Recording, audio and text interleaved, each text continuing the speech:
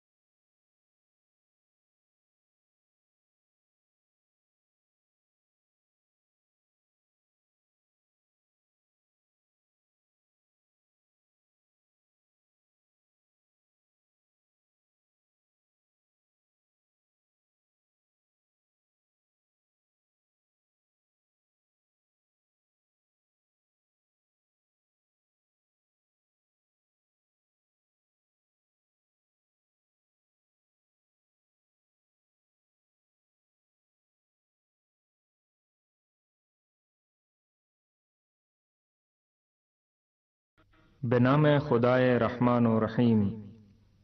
اہل کتاب اور مشرکین میں سے جو لوگ کافر تھے وہ باز آنے والے نہ تھے جب تک ان کے پاس واضح دلیل نہ آئے، یعنی اللہ کی طرف سے ایک رسول جو انہیں پاک صحیفہ پڑھ کر سنائے۔ ان صحیفوں میں مستحکم تحریریں درج ہیں، اور جنہیں کتاب دی گئی تھی وہ واضح دلیل آنے کے بعد متفرق ہو گئے، حالانکہ انہیں تو صرف یہ حکم دیا گیا تھا کہ وہ یکسو ہو کر دین کو اس کے لیے خالص رکھتے ہوئے صرف اللہ کی عبادت کریں اور نماز قائم کریں اور زکوٰۃ ادا کریں، اور یہی مستحکم تحریروں کا دین ہے۔ اللهم صل على محمد وآل محمد۔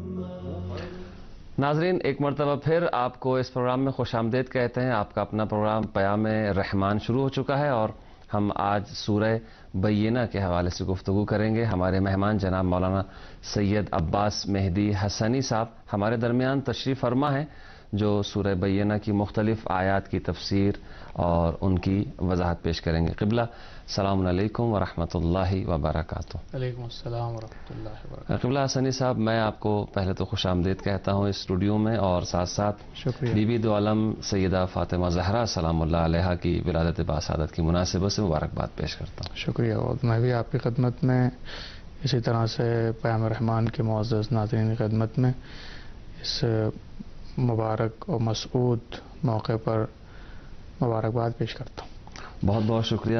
قبلہ، جہاں تک مجھے یاد پڑتا ہے، اب چونکہ جب ذکر ولادت سیدہ سلام اللہ علیہا ہے، اور آج کے پروگرام میں ہمارے پروڈیوسر صاحب نے بہت ہی خوبصورت پھول بھی رکھے ہوئے ہیں اس مناسبت سے، تو میں یہ کہنا چاہ رہا تھا کہ جہاں تک مجھے یاد پڑتا ہے کہ بی بی کی ولادت کے دن کو حضرت امام خمینی رحمۃ اللہ علیہ نے خواتین کا دن قرار دیا. البتہ ایران میں یہ مشہور و معروف ہے.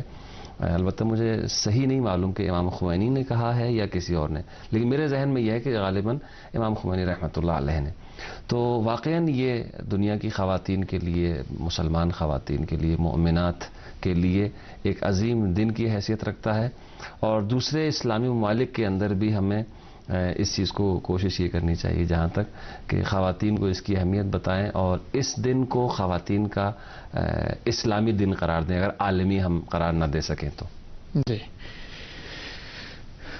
یقیناً بہت ہی اچھے نقطے کی طرف آپ نے اشارہ کیا. میں بھی چاہوں گا کہ ایک دو جملے اس مناسبت سے، کیونکہ بی بی دو عالم ریحانہ پیمبر ام ابیہا حضرت فاطمہ زہرا سلام اللہ علیہ کی ولادت کا دن ہے. اور جیسا کہ آپ نے اشارہ کیا کہ اسلامی ملک ایران میں جو ہے روز زن یعنی خواتین کے دن کے عنوان سے منایا جاتا ہے. اس میں لوگ اپنے ماؤں کو اور اپنی بیویوں کو، اپنی بہنوں وغیرہ خاص طور سے گفٹ دیتے ہیں، ہدیہ دیتے ہیں. اس طرح سے ان کی تعظیم و تکریم اور ان کے حقوق جو بہرحال ہیں اس کو ادا کرنے کی کوشش کرتے ہیں. تو بہت ہی اچھا ہوگا کہ ہر جگہ کے اوپر یہ دن منایا جائے، اور تاکہ عورت کی عظمت اور لوگوں کے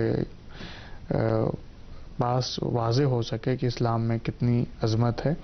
اور بالخصوص بی بی فاطمہ زہرا سلام اللہ علیہ کے حوالے سے میں نقطہ عرض کرنا چاہوں گا کہ آپ کی زندگی یقیناً سبھی انسانوں کے لیے، بالخصوص دنیا کی تمام خواتین، بالاخص مسلمان خواتین کے لیے نمونۂ عمل ہے. اور آج جو یہ بحث ہو رہی ہے بالکل بے شک لائف اسٹائل کی دنیا میں، کہ آج آپ دیکھیں کہ اسلامی ملکوں اور اسلامی سوسائٹیز میں جو ہے وہ کوشش کی جا رہی ہے کہ جو غیر اسلامی لائف اسٹائل ہے اس کو رواج دیا جائے، اس کی ترویج کی جائے.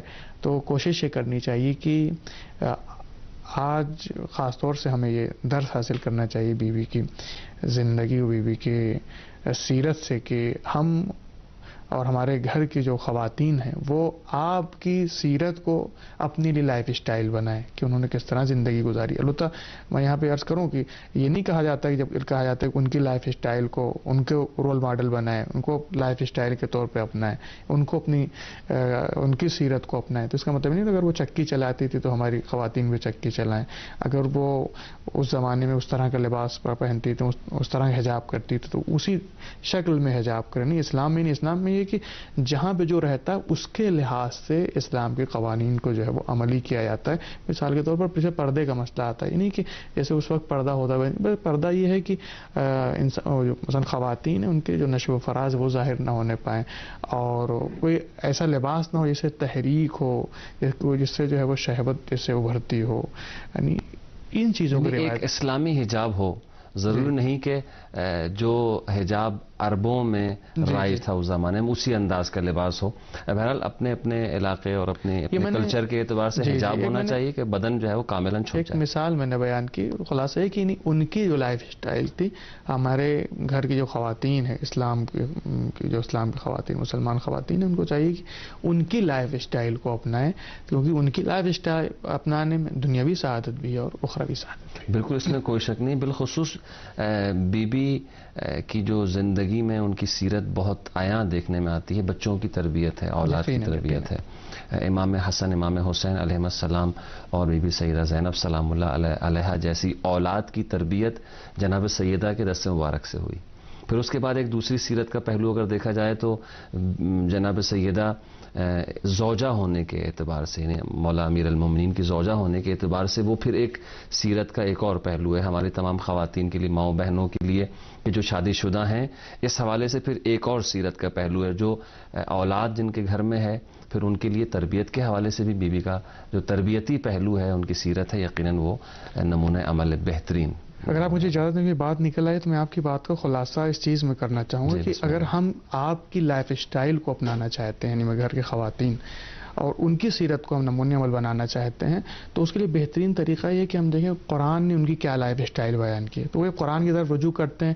قرآن نے ایثار بیان کیا ہے، قرآن نے اخلاص بیان کیا ہے، قرآن نے جو ہے وہ ان کی طہارت بیان کی ہے کہ وہ کس طرح سے پاک دامن تھیں اور ہر طرح کے گناہ سے پاک و پاکیزہ تھی. اسی طرح آیت تطہیر اور دیگر آیات جو ہے ان کی عصمت کی گواہی دی. بالخصوص سورہ تحریم میں ایک آیت کریمہ ہے، 6 یا 7 آیت کریمہ، اس میں مسلمان عورتوں کی 6 خصوصیات طرف اشارہ کیا، بعض طرف اشارہ کیا، وہ تمام خصوصیات بیوی میں پائی جاتی. اور اس میں آیا ہے کہ مومنات کی لفظ آئی ہے تو تمام معنی آپ کے اندر ایمان پائے. اس میں مسلمات کی لفظ آئی، سراپا آپ تسلیم تھی. اس میں قانتات کی لفظ آئی ہے کہ جو آپ میں جو ہے وہ بطور عتم آپ اپنے شوہر کی مطیع تھیں، اپنے شوہر کی وقت نہیں ورنہ میں اس کی وضاحت کرتا اگر موضوع ہوتا. اس میں جو عابدات لفظ آیا، عابدات یعنی آپ بے تمام معنی پروردگار کی جو ہے وہ عبادت کرتی تھی، انجام دیتی. اس میں سائحات کی لفظ آئی یعنی قدرت پروردگار کا اندازہ لگانے کے لیے سیر کرنا، زمین کے سیر کرنا، گردش کے لیے جانا. تو ہم دیکھتے ہیں یہ تمام صفات جو ہیں بیوی میں بطور عتم پائی جاتی. اسی طرح آپ کی لائف اسٹائل کو معلوم کرنے کا بہترین طریقہ ہے آپ کے اقوال کو پڑھنا ہے، پیغمبر اسلام کے اقوال کو پڑھنا، ائمہ معصومین علیہ السلام کے اقوال کو پڑھنا. تو اس سے ہم کو آپ کی سیرت معلوم ہوگی، آپ کی لائف اسٹائل معلوم ہوگی، اور اس طرح سے ہم آپ کو اپنی زندگی میں رول ماڈل اور آئیڈیل بنا سکتے ہیں. یقین اس میں کوئی شک نہیں ہے. قبلہ بہرحال پروردگار ہم سب کو توفیق دے کہ بیوی کی سیرت پہ عمل کر سکیں. بالخصوص ہماری جو مائیں بہنیں اور خواتین ہیں وہ ضرور کوشش کریں اور انہیں پروردگار توفیق دے کہ بیوی کی سیرت کو اپنی عملی زندگی میں اپنانے کی کوشش کر سکیں. اور ان ہستیوں کو ہم صرف اپنی محافل و مجالس کی حد تک محدود نہ کریں. کسی نے کہا تھا کہ مولا علی علیہ السلام کو، بی بی سیدہ سلام اللہ علیہ، امام حسین کو اور دیگر جو ائمہ ہیں ان کو ہم امام بارگاہوں سے اپنے گھر میں لے کے آئیں، اپنے گھر میں لا کے انہیں ان کی سیرت کو ہم اپنائیں اپنے گھر میں. صرف امام بارگاہ اور حسینیہ اور مسجد تک محدود. وہ ذریعہ ہے، وہ صرف آپ کی معرفت کا، اور جو معرفت ہوگی تو اس کے بعد اب عمل کی منزل ہے. یقیناً. قبلہ چلتے ہیں اپنے موضوع کی طرف. ہم چاہتے ہیں کہ سورہ بینہ کی جو پہلی آیت ہے اس کی آپ ایک مختصر سی تفسیر بیان فرماتے ہیں. بالخصوص اس آیت کے اندر جو کچھ کلمات استعمال ہوئے جیسے لفظ کلمہ بینہ ہے یا صحف مطہرہ ہے، اور اس طرح کے جو کلمات استعمال ہوئے ان کی بھی ایک وضاحت ہو جائے کہ بینہ سے کیا مراد ہے، صحف یا صحف مطہرہ کا جو لفظ استعمال ہوا اس سے کیا مراد ہے. جی، ہم نے ایک مقدماتی گفتگو گزشتہ ہفتے کی تھی اس کے شان نزول وغیرہ کے حوالے سے. آج انشاءاللہ کوشش یہی ہوگی کہ ہم سورہ پہ تفسیری نظر ڈالیں.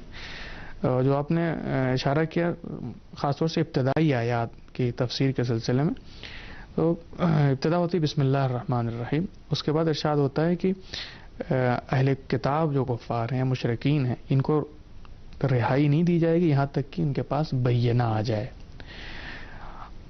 البتہ میں 2 نقطہ تفصیلی عرض کروں، اس کے بعد جو کلمات آپ نے کہے اس کی میں وضاحت کروں گا. جی بسم اللہ. ایک نقطہ تو یہ کہ اس آیت میں کہا جا رہا ہے کہ جب تک ان کے پاس بینہ نہیں آ جائے گا. بینہ کے معنی کیا ہیں؟ بینہ کے معنی روشن دلیل کے ہیں.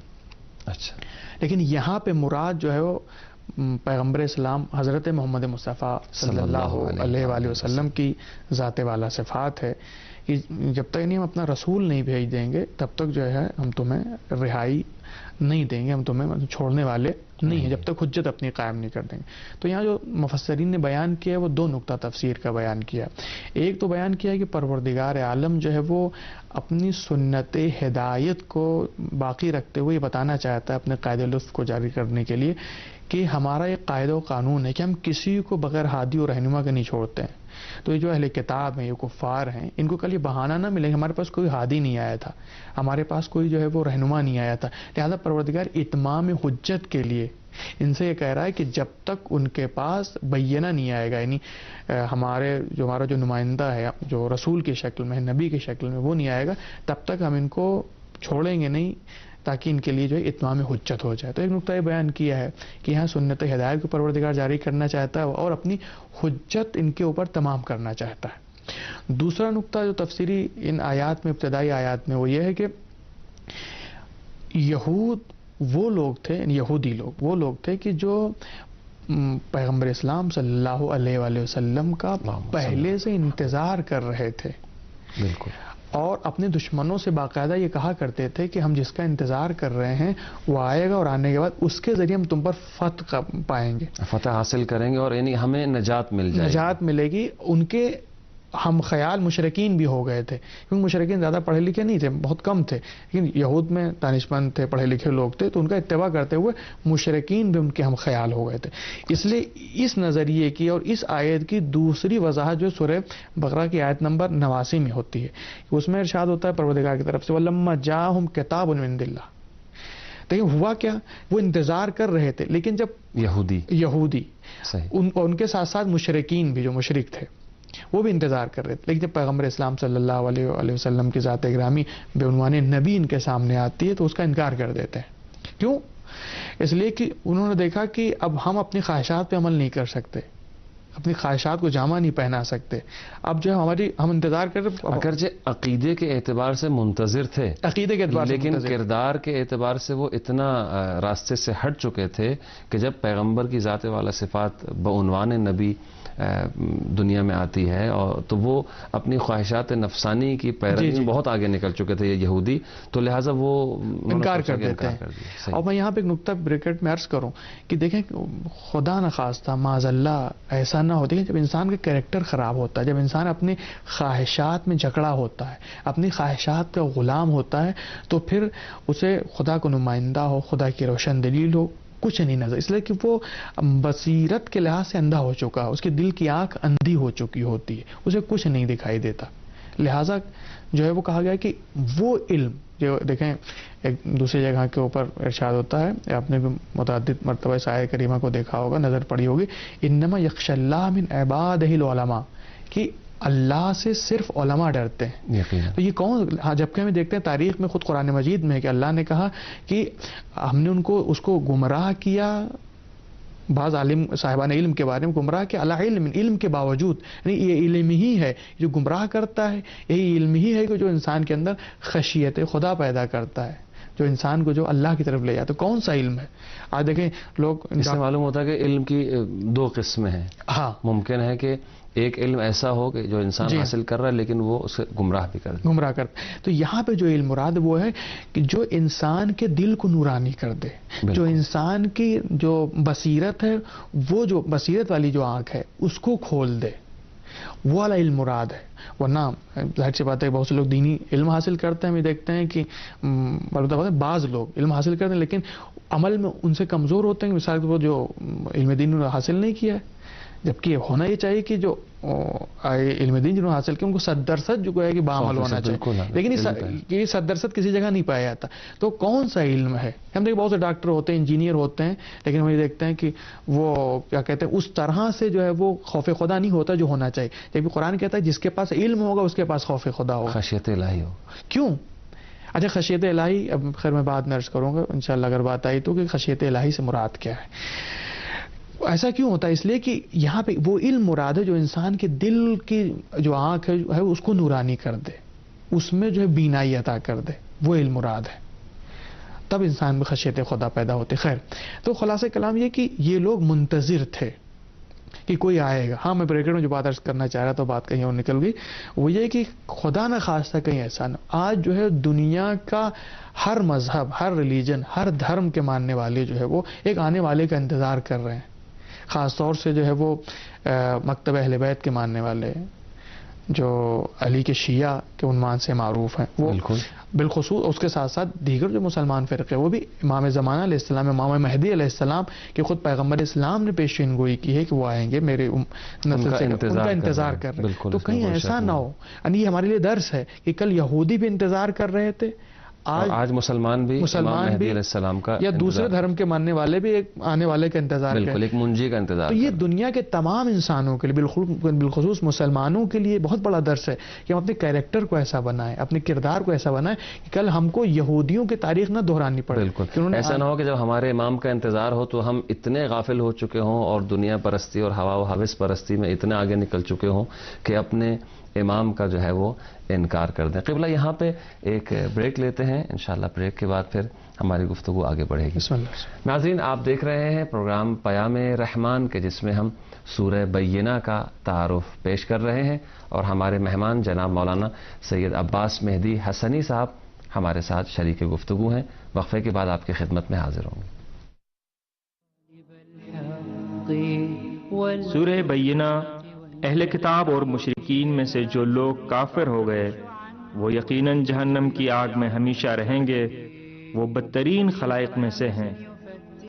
جو لوگ ایمان لائے اور نیک عمل بجا لائے وہ یقیناً بہترین خلائق میں سے ہیں. ان کا صلہ ان کے رب کے پاس دائمی باغات ہیں جن کے نیچے نہریں بہتی ہوں گی اور جن میں وہ ابد تک ہمیشہ رہیں گے. اللہ ان سے راضی ہوا اور وہ اللہ سے راضی ہوئے. یہ سب کچھ اپنے رب سے خوف رکھنے والوں کے لیے ہے. اس سورے کی خاص خصوصیت یہ ہے کہ اس سورے کی آخری 2 آیتوں میں خیر البریہ کے بارے میں بیان ہے، جسے حضرت امیر المومنین علی بن ابی طالب علیہ السلام اور ان کے شیعوں اور پیروکاروں سے تفسیر کیا گیا ہے. اس بنا پر شیعیان علی علیہ السلام کا تذکرہ قرآن مجید میں بھی ہے، اور یہ کہنا کہ یہ گروہ حضور پاک کی رحلت کے کئی صدیوں بعد پیدا ہوا ہے بالکل درست نہیں. جیسے تفسیر طبری اور اسی طریقے سے شوکانی نے فتح القدیر، آلوسی نے روح المعانی اور سیوطی نے الدر المنصور میں روایت کی ہے کہ خیر البریہ حضرت علی اور ان کے ماننے والے ہیں. اصحاب رسول صلی اللہ علیہ وآلہ وسلم حضرت علی کو آتے دیکھ کر کہا کرتے تھے جاء خیر البریہ، مخلوقات میں سے سب سے افضل آ گئے. سورہ بینہ مدنی سورہ اور 8 آیتوں پر مشتمل ہے. بینہ کے معنی واضح اور آشکار کے ہیں. قیمہ اور لم یکن کے نام سے بھی یہ سورہ مشہور ہے. اس سورہ مبارکہ میں سرکار رسالت مآب کی عالمگیر رسالت و نبوت اور اس حوالے سے واضح دلائل کی طرف اشارہ ہے، جبکہ بعض دوسری آیات میں مشرکین اور کفار کی مخالفت اور ان کی کوششوں کا تذکرہ ہے. اس سورہ کی تلاوت کے بارے میں اتنا ہی کافی ہے کہ سرکار رسالت مآب نے فرمایا اگر لوگوں کو اس سورہ کی تلاوت کی برکتوں کا علم ہوتا تو وہ اپنا گھر بار اور کام کاج چھوڑ کر اس سورہ کی تعلیم حاصل کرتے. ويبتغي الصدق لا يرضى به بدلا ويستعيذ بالله من حيف وتقصير ليرشف الشهداء والنعماء خالصة من فيض علم وتحرير وتقرير.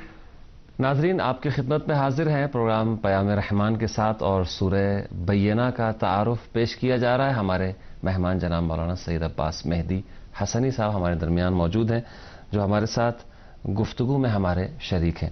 قبلہ حسنی صاحب، پہلی آیت کی تفسیر کی طرف آپ نے ایک مختصر اشارہ کیا. کچھ کلمات اس آیت میں استعمال ہوئے ہیں، جیسے لفظ بینہ ہے، اس کی آپ نے وضاحت کر دی. بینہ سے مراد خود رسول کی ذات ہے.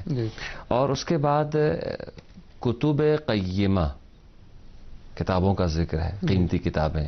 قیمہ سے مراد اگر قیمت ہے ان کی قدر و قیمت.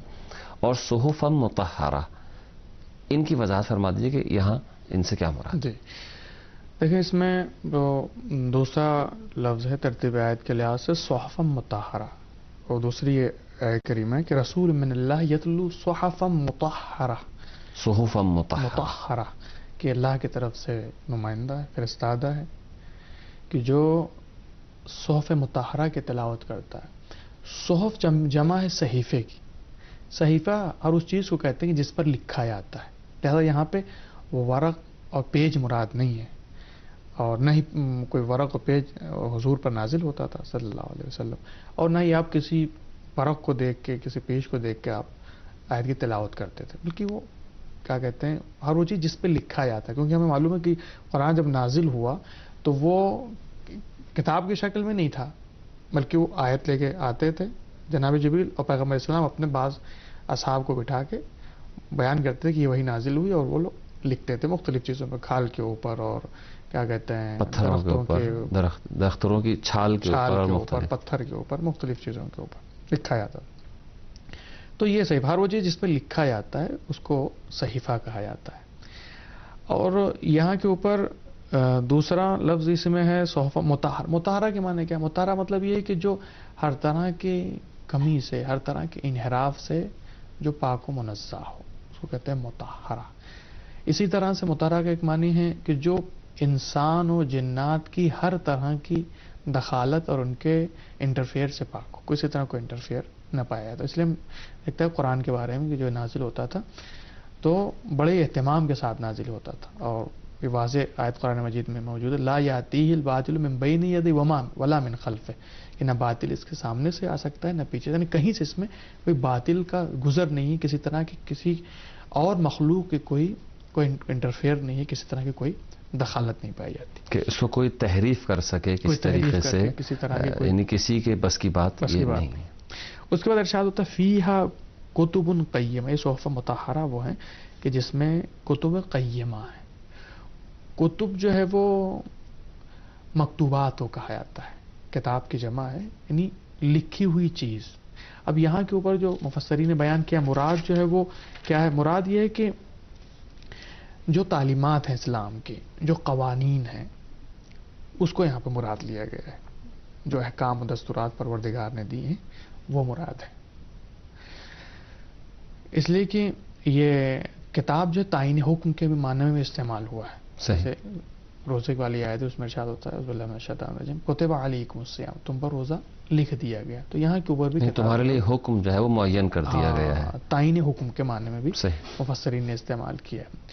اس کے بعد قیمہ اسی میں لفظ ہے، کتب قیمہ. قیمہ میں جو تے ہے کہا گیا کہ مبالغے کے لیے، اور قیم کے معنی ہے استوار، محکم، مستحکم کے معنی میں. اور ہر وہ چیز کی جو دوسروں کی مصلحتوں کو ابھارتی ہے، ان کو قوام عطا کرتی ہے، اس کو قیمہ کہا جاتا ہے. اور یہاں کے اوپر یہ جو قرآن مجید ہے اس کو کیوں کہا گیا ہے کتب قیمہ، یا پیغمبر اسلام صلی اللہ علیہ وسلم جن آیتوں کی تلاوت کرتے ہیں، جن صحیفوں کی، کیوں؟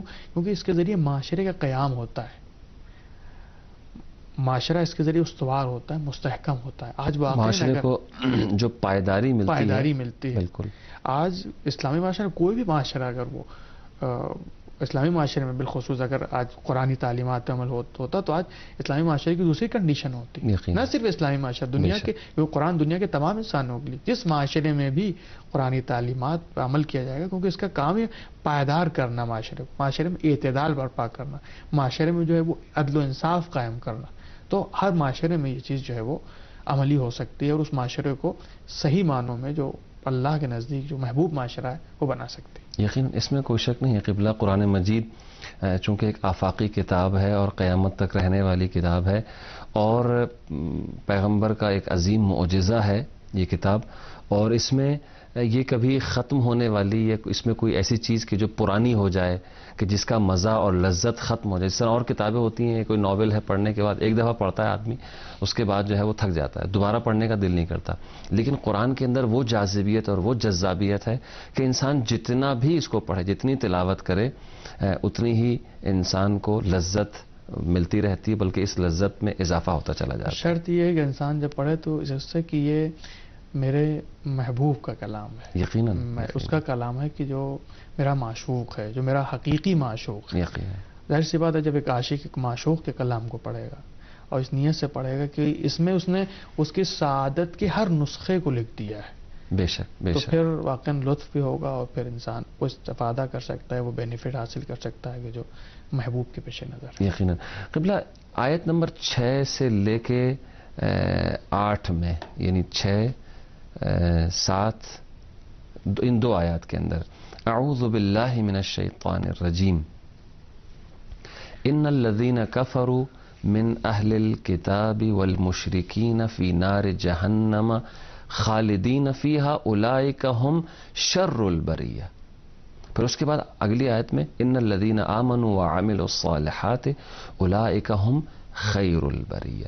تو یہ جو دو آیات ہیں ان کے اندر شر البریہ یعنی بدترین مخلوق یا بدترین لوگ، اور خیر البریہ بہترین لوگ. تو ہم یہ سوال کر سکتے ہیں قبلہ یہاں پہ، اور یقیناً بہت سے لوگوں کے یہ ذہن میں سوال آئے گا کہ یہ بہترین لوگ جو ہے وہ کون لوگ ہیں، اور بدترین لوگ جو ہے، بدترین مخلوق جو ہے وہ کون سی مخلوق ہے. کیا قرآن نے کہیں اس کا مصداق بھی بیان کیا ہے، مصادیق بیان کیے ہیں کہ کون لوگ ہیں جو بہترین ہیں اور کون لوگ ہیں جو بدترین ہیں؟ جی جی، دیکھیں ان دونوں آیتوں میں ایک طرح کا کمپریزن ہے، ایک مقایسہ ہے کہ کون اچھے لوگ ہیں اور کون برے لوگ ہیں. انشاءاللہ اگر موقع رہا تو ان کے صفات کے حوالے سے بھی گفتگو میں کروں گا، لیکن پہلے کہ یہاں کے اوپر جو بدترین اور بہترین لوگ بیان کیے ہیں، سب سے پہلے میں بیان کروں گا یہ بدترین لوگ یہاں پہ جو اللہ نے بیان کیا ہے. آیت نمبر 6 میں ارشاد ہوتا ہے ان الذین کفروا من اہل الکتاب، کہ اہل کتاب میں سے جو لوگ کفار ہیں، جو کافر ہو گئے ہیں، والمشرکین اور مشرکین فی نار جہنم خالدین فیہا، کہ یہ جہنم خالدین فیہا، یہ ہمیشہ جہنم میں رہیں گے. اولئک ھم شر البریہ، اور یہ بدترین لوگ ہیں. کون؟ اہل کتاب اور مشرکین. ان کو بدترین لوگ کیوں کہا گیا؟ تو معلوم ہو گیا کہ اہل کتاب مشرکین کو اللہ نے بدترین کہا ہے، وہ بھی ان اہل کتاب اور مشرکین کو نہیں کہ جنہوں نے یہ معلوم کرنے کے بعد کہ اب حق آ گیا ہے، محمد جو پروفٹ ہیں، پیغمبر ہیں، وہ اللہ کی طرف سے آئے ہیں ہماری ہدایت کے لیے، اور ان پر ایمان لے آئے. ان کے لیے نہیں بلکہ ان لوگوں کے لیے کہ جو منتظر تھے پہلے سے کہ اللہ کا ایک نمائندہ آئے گا، اللہ کی طرف سے ایک رسول آئے گا اور اس کا ہم اتباع کریں گے. لیکن جب انہوں نے دیکھا کہ وہ رسول آیا اور وہ ہماری خواہشات نفسانی جو ہیں اس میں وہ رکاوٹ بن رہا ہے، تو بجائے کہ اس پر ایمان لے آتے، اس کا انہوں نے انکار کر دیا. جبکہ اپنی کتابوں میں اس کی نشانیاں انہوں نے پڑھ رکھی تھیں اہل یہود نے. بالکل دیگر آیات میں ملتا ہے، اور تاریخ میں اس طرح کے واقعات جو ہے ملتے ہیں، واقعات موجود ہیں. لیکن انہوں نے دلیل واضح ہو جانے کے بعد، حق واضح ہو جانے کے بعد بھی جو ہے وہ ضد سے کام لیا، عناد سے کام لیا، اور انہوں نے اس کا انکار کیا. اسی لیے پروردگار ان کو بدترین مخلوق کہہ رہا ہے، کیوں؟ اس لیے سب کچھ ان کے لیے واضح ہو گیا، اور اس کے باوجود جو ہے وہ یہ دنیاوی ہوس میں، دنیاوی خواہشات میں اتنا زیادہ غرق ہو گئے تھے کہ انہوں نے جو اس کا انکار کر دیا. یعنی جانتے بوجھتے ہوئے جو ہے کسی چیز کا اگر انکار کر دیا جائے تو وہ بدترین لوگوں میں سے ہوتے ہیں، بالخصوص اگر وہ چیز حق ہو. بدترین انسان نہیں کہہ رہا ہے، جو جتنی مخلوقات ہیں بالکل ان سب میں بدترین مخلوق. عجیب سوال میرے لیے پیدا ہوا کہ پتہ نہیں کیسے کیسے مخلوق ہیں اللہ کی دنیا میں، عجیب و غریب. اور حالانکہ ہونا ہی چاہیے، یہاں پہ ہمارا ذہن یہ دل یہ کہتا ہے کہ یہاں یوں کہا جائے کہ سب سے بدترین انسان ہے. ہاں، بدترین انسان کہنا چاہیے تھا، یہ بدترین مخلوق. وجہ یہی کہ انہوں نے سب کچھ واضح ہو جانے کے بعد انہوں نے، بھائی جانور کے پاس عقل نہیں ہوتی ہے، لیکن ان کے پاس عقل تھی، انہوں نے عقل کا استعمال نہیں کیا. جس طرح کہ قرآن مجید دوسری جگہ کے اوپر کہہ رہا ہے ان شر الدواب عند اللہ الصم والبکم الذین لا یعقلون، جو زمین پر چلنے والے ہیں ان میں جو سب سے بدترین مخلوق ہے وہ کون لوگ ہیں؟ جن کے پاس جو گونگے ہیں، بہرے ہیں، لا یعقلون، جو عقل سے کام نہیں لیتے. یہی وہ لوگ ہیں. دوسری جگہ سے وضاحت کرتا ہے اولئک کالانعام بل هم اضل، یہ جانوروں کے معنی بلکہ اس سے بھی بدتر ہے، کیونکہ اللہ نے ان کو عقل دی اور عقل سے کام نہیں. جب یہ جانوروں کے پاس عقل نہیں اللہ نے دی، جتنا شعور دیا ہے وہ اسی دائرے میں رہتے، اسی دائرے میں سارے کام. ان کو اللہ نے عقل دی ہے، اس کے باوجود جو ہے وہ اپنے عقل کا استعمال نہیں کرتے. آج بھی آپ دیکھو دنیا میں آپ کو بہت سے ایسے ملیں گے کہ پتہ ہے کہ مثال کے طور پر قرآن حق ہے، قرآن اللہ کی کتاب ہے، قرآن جو ہے تمام انسانوں کی نجات کے لیے، یا اسلام مذہب جو ہے وہ حق مذہب ہے، لیکن اس کے باوجود اپنے تعصب، اپنے عناد پر اس طرح سے باقی نہیں کہ اس کے خلاف کچھ بولے نا، بلکہ جو ہے وہ اس کے خلاف سازشیں کرتے ہیں، مسلمانوں کے خلاف سازشیں کرتے ہیں. خود آگے بڑھ کے جو ہے، خاص طور سے دنیا میں بہت سے حالانکہ بعض ایسے پڑھے لکھے لوگ ہیں جو معلوم ہو گئے قرآن اللہ کی کتاب ہے، قرآن حق ہے، اسلام حق ہے، انہوں نے اس کو قبول کر لیا، ایمان لے آتے ہیں. آپ خود انہوں نے اسٹڈی کی، خود ہی مطالعہ کیا، کوئی کہنے کے لیے نہیں کہتا. تو یہ وہ ہیں جنہوں نے اپنے عقل کا استعمال کیا. بہت سے ایسے لوگ ہیں جو جانتے ہوئے بھی اپنے عقل کا صحیح استعمال نہیں کرتے، کہ جن کو قرآن مجید کیا کر رہا ہے کہ شر البری، ہاں بدترین مخلوق ہے. اچھا اس کے بعد جو ہے اگر آپ اجازت دیں تو یہاں پہ بریک لے لیتے ہیں، انشاءاللہ بریک کے بعد ہم اگلے نقطے کو بیان فرمائیں گے. آپ ناظرین، آپ پروگرام دیکھ رہے ہیں پیام رحمان، جس میں ہم آپ کی خدمت میں سورہ بینہ کا تعارف پیش کر رہے ہیں، اور ہمارے مہمان جناب مولانا سید عباس مہدی حسنی صاحب ہمارے ساتھ شریک گفتگو ہیں اور سورہ بینہ کی آیات کی تفسیر پیش کر رہے ہیں. چلتے ہیں ایک وقفے کی جانب، وقفہ لیتے ہیں، وقفے کے بعد پھر آپ کی خدمت میں دوبارہ حاضر ہوں گے. مریم ناز سارا سیدہ، رشک مریم ناز سارا سیدہ، مصطفیٰ کے دل کا پارا سیدہ، مصطفیٰ کے دل کا پارا سیدہ. ہم کو یہ معلوم ہے جنت میں بھی، ہم کو یہ معلوم ہے جنت میں بھی، آپ ہی کا ہے اجارہ سیدہ، مصطفیٰ کے دل کا پارا سیدہ. رشک مریم ناز سارا سیدہ، مصطفیٰ کے دل کا پارا سیدہ. روٹیوں پر آپ کی ہے آج تک، روٹیوں پر آپ کی ہے آج تک، عرش والوں کا گزارا سیدہ، مصطفیٰ کے دل کا پارا سیدہ. رشک مریم ناز سارا سیدہ، مصطفیٰ کے دل کا پارا سیدہ.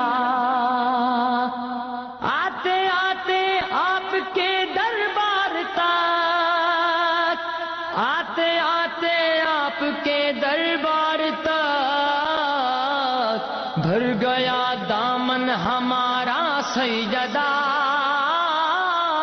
مصطفیٰ کے دل کا پارا سیدہ.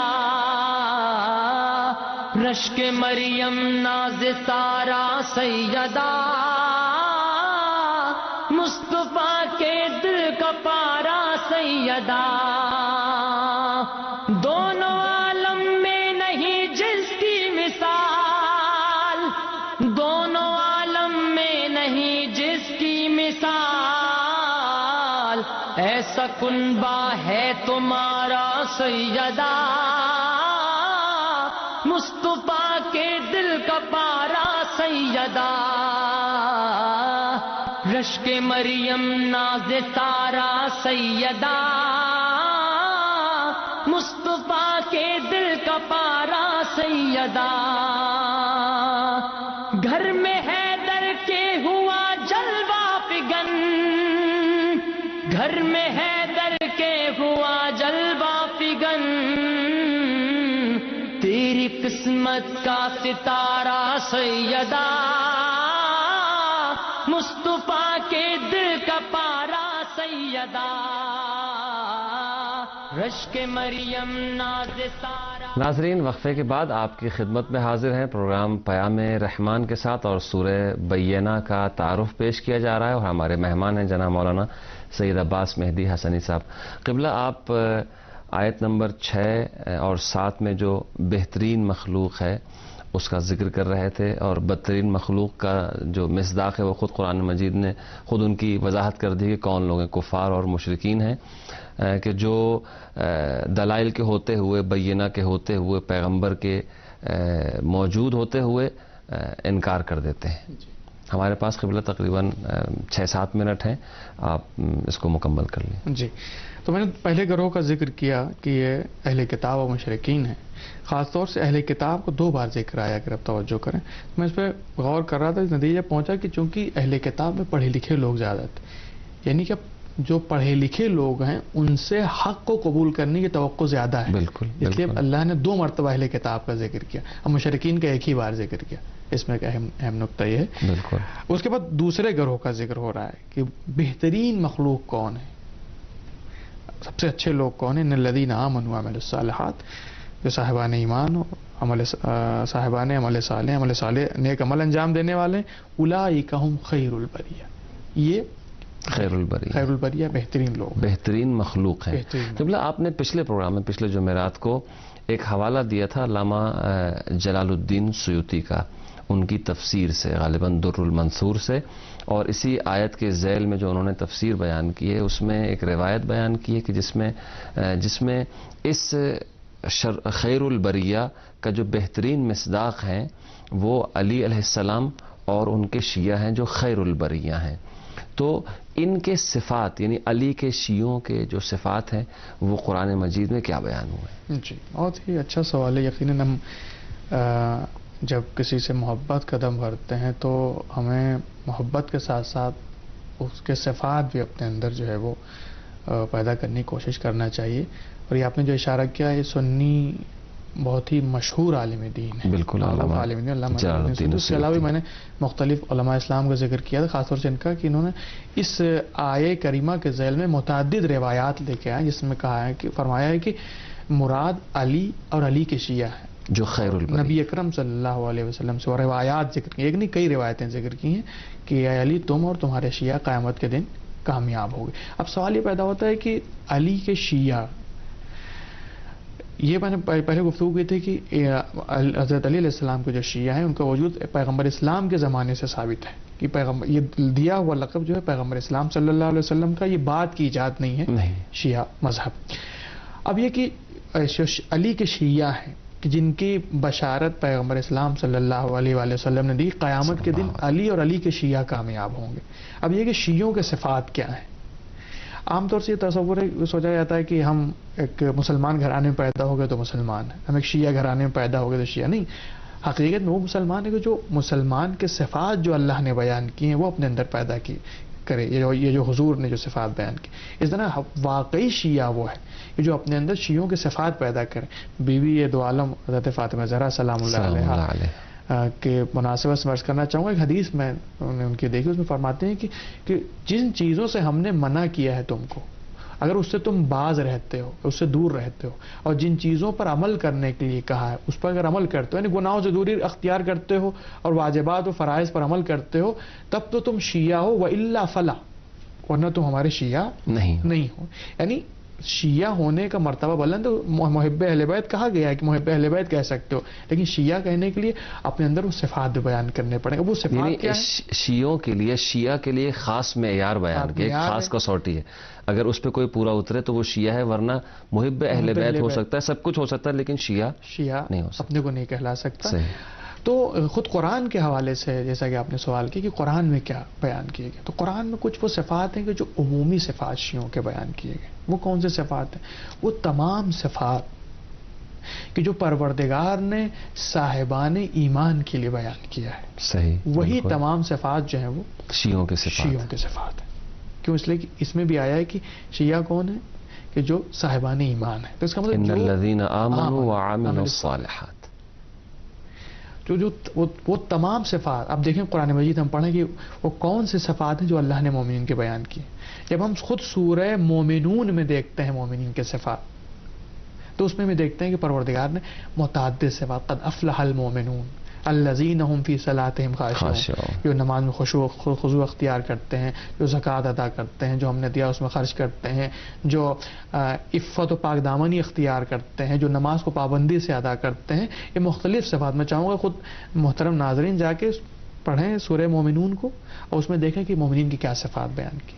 یا سورہ انفال میں جو ہے پروردگار نے مختلف صفات بیان کی. مومنین وہ ہیں کہ جب ان کے سامنے اللہ کی آیتوں کی تلاوت ہوتی ہے تو ان کے دل لرز جاتے ہیں. وجلت قلوبہم، جب اللہ کی آیتوں کی تلاوت کی جاتی ان کے ایمان میں اضافہ ہوتا ہے. جو اللہ پر بھروسہ کرتے ہیں دنیا والوں پہ بھروسہ نہیں کرتے, اللہ پہ بھروسہ کرتے. جو نماز قائم ہمارے کرتے ہیں, پاس صرف 2 منٹ ہیں, جی. اس میں جو ہے ہمیں گفتگو کو سمیٹنا ہے. ہاں میں کوشش کروں انشاءاللہ اس مختصر وقت میں گفتگو سمیٹا جا سکے. اس کے بعد ارشاد ہوتا ہے کہ جو نماز قائم کرتے ہیں وہ مما رزقناہم ينفقون, جو ہم نے دیا ہے اس میں سے خرچ انفاق کرتے ہیں, علم صدقہ دیا ہے اور اس میں خیرات. انفاق کرتے ہیں, ہم نے مال دیا اس میں انفاق کرتے ہیں, آبرو دی ہے اس سے انفاق کرتے ہیں, منصب دیا اس سے انفاق کرتے ہیں, جو کچھ کیا دیا ہے کہنے, سبحان اللہ, سب سے انفاق کرتے یقین ہے. ہیں. اولئک هم المؤمنون حقا, کیا کہنے, حقیقت میں یہی مومن ہے, حقیقت میں یہی صاحبان ایمان. تو خیر میں نے اس لیے سورہ مومنون کی آیتوں کو نہیں پڑھا, چاہتا ہوں کہ خود محترم ناظرین جا خود کے سورہ مومنون کی طرف جو ہے مراجعہ کریں, اس کا مومنین جو مطالعہ کریں, تلاوت کریں اس کی, تاکہ ہم سب ہمارے لیے بھی جو ہے وہ ضروری ہے کہ ہم خود اپنے آپ کو اس سورہ یا قرآن مجید کی مختلف آیات کے اوپر پرکھیں کہ آیا ہمارے اندر وہ صفات پائی جاتی ہیں یا نہیں پائی جاتی. تو میں عرض یہ کروں کہ یہ وہ صفات ہیں کہ جو عمومی صفات ہیں شیعوں کے, علی کے چاہنے والوں کے عمومی صفات ہیں. کچھ خاص خصوصی صفات صفات کیا ہیں وہ خود اس سورہ مبارکہ میں اس کا ذکر کیا گیا. وہ کیا ہے؟ پہلی صفت تو یہ کہ ایمان اور عمل صالح انجام دینے والے ہیں, کہ مستحکم عقیدہ اور اس مستحکم عقیدے کے مطابق نیک عمل انجام دیتے ہیں. ایک صفت ہی. دوسری صفت اس میں بیان کی گئی ہے کہ رضی اللہ عنہم و رضوا عنہ, کہ ان سے پروردگار راضی ہے, وہ پروردگار سے راضی ہیں. یعنی جو بھی کام کرتے ہیں وہ رضا الہی کے لیے انجام دیتے ہیں, جس کے نتیجے میں اللہ راضی رہتا ہے, اور یہ بھی اللہ سے راضی ہیں, اللہ کا شکر ادا کرتے ہیں. یعنی جس حالت میں ہیں, جس طرح سے ہیں, جی. یہ اللہ سے راضی ہیں. قبلہ ٹائم ختم ہو گیا. امید ہے کہ ہمارے ناظرین سورہ مومنون کی طرف جو ہے وہ رجوع فرمائیں گے, بالخصوص سورہ بینہ کی جو آخری آیات جن کو آپ ابھی پڑھ رہے تھے, تلاوت کر رہے تھے, اس طرف رجوع کریں گے. انشاءاللہ جو ہے وہ بات واضح ہو جائے گی. انشاءاللہ آئندہ پروگرام میں ہم پھر آپ کی خدمت میں حاضر ہوں گے. التماس دعا فی امان اللہ.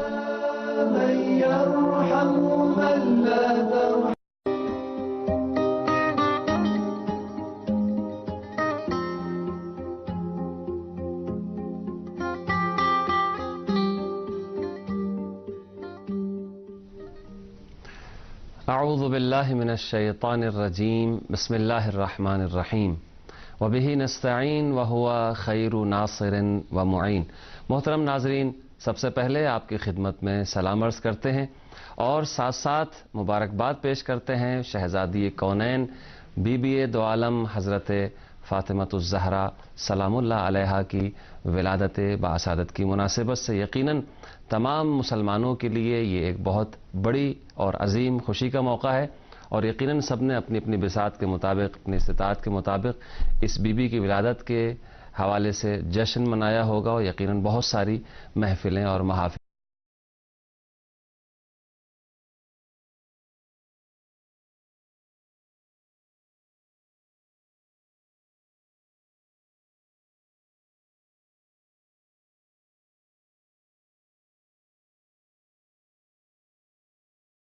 بنام خدائے رحمان و رحیم. اہل کتاب اور مشرکین میں سے جو لوگ کافر تھے وہ باز آنے والے نہ تھے جب تک ان کے پاس واضح دلیل نہ آئے, یعنی اللہ کی طرف سے ایک رسول جو انہیں پاک صحیفہ پڑھ کر سنائے. ان صحیفوں میں مستحکم تحریریں درج ہیں, اور جنہیں کتاب دی گئی تھی وہ واضح دلیل آنے کے بعد متفرق ہو گئے, حالانکہ انہیں تو صرف یہ حکم دیا گیا تھا کہ وہ یکسو ہو کر دین کو اس کے لیے خالص رکھتے ہوئے صرف اللہ کی عبادت کریں اور نماز قائم کریں اور زکوٰۃ ادا کریں, اور یہی مستحکم تحریروں کا دین ہے. اللهم صل على محمد وآل محمد.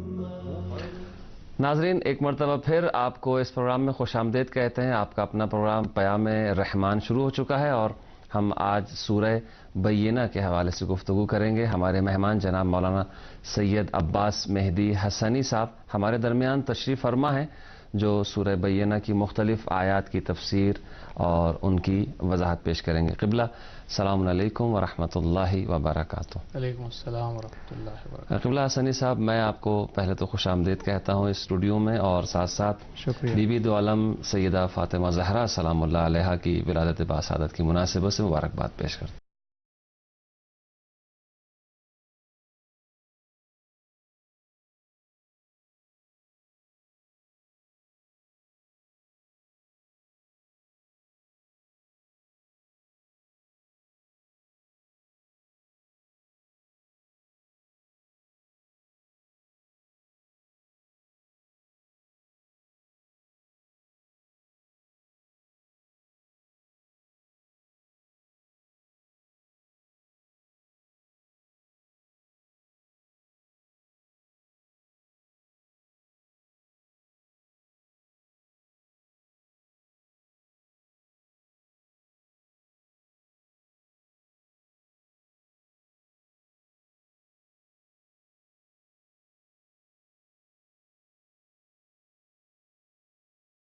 محافل منعقد کی ہوں گی. لہٰذا اس سلسلے میں ہم دل کی گہرائیوں سے اس پروگرام کے مہمان اور دیگر جو احباب اس اسٹوڈیو میں ہوتے ہیں ہمیشہ اس لائیو پروگرام میں، ان کی طرف سے آپ سب کو دل کی گہرائیوں سے مبارکباد پیش کرتے ہیں. ناظرین، پیام رحمان پروگرام میں آپ کو خوش آمدید کہتے ہیں، اور اس پروگرام میں آپ جانتے ہیں کہ قرآن مجید کے مختلف سوروں کا تعارف پیش کرتے ہیں.